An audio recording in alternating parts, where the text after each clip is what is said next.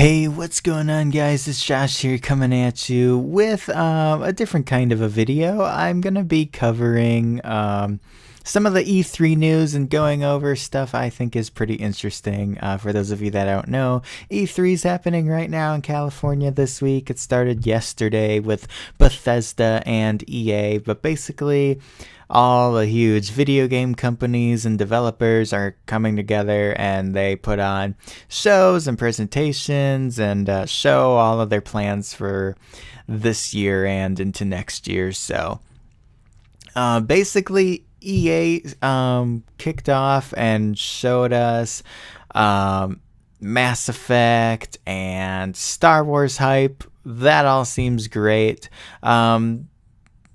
That's all. I mean, yeah, sports games and stuff. But the biggest things are their Star Wars. They have everything planned out for like the next 3 years, and Mass Effect Andromeda, that looks sick. Mass Effect was such a great series. I'm so glad they're coming out with something new, and of course, Battlefield 1, which seems very interesting.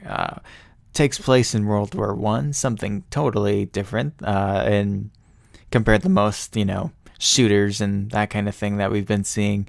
And then Bethesda. Oh, great Bethesda. Where to begin? They announced Skyrim Remastered Edition on the PS4, Xbox One, and PC. And I saw a trailer for it, and they had side-by-side comparisons compared to the PS3 and 360 to the PS4 and Xbox One. Amazing. And for both systems, there will be mods available. Woo! Just like how now Fallout 4 has mods available on the Xbox One, so that's exciting. They also announced more Fallout 4 DLC for the future, so shout out to Bethesda for being amazing. So they did that, and I just can't wait for Skyrim Remastered. I'm going to put another 200 hours into it like I did on the old 360. But yeah, speaking of Xbox, Microsoft came and did their whole show and their conference today. So basically, they announced the Xbox One S, I believe it is. Or the One X. It's either One S or One X. But basically, this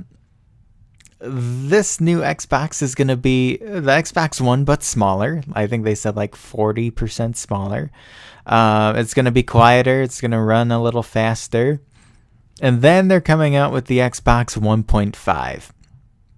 It's going to have a bigger and faster processing power and 4K. 4K visual,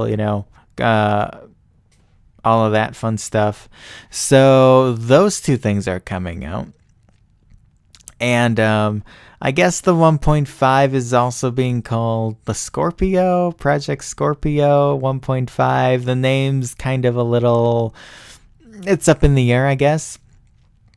And then they said that Xbox, the Scorpio, will then be able to be compatible with their virtual reality, whatever that may be. Everyone's assuming it's Oculus. Everyone's saying Oculus has teamed up with Microsoft, so that might be the case. Maybe they have their own thing going, though. Who knows? But for right now, I think it's Oculus. That will be working with Microsoft for that with the new Xbox. And then they also announced on their store they're going to have a own site, part of the website, where you can order custom Xbox One controllers or Xbox controllers. And they said there's like millions and millions of possibilities and combinations. So that seems really cool. Not a lot of companies do that. You have to find the right one online.